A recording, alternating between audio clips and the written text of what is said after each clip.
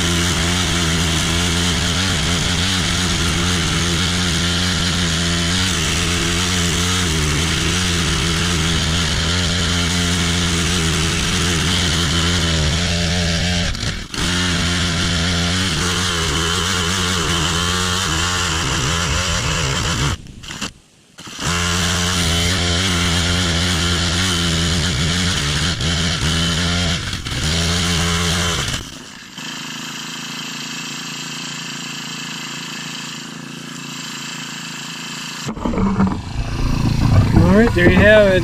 All dug up, and I just got to pull the grass out and push all that dirt back in there, and it should be good to go.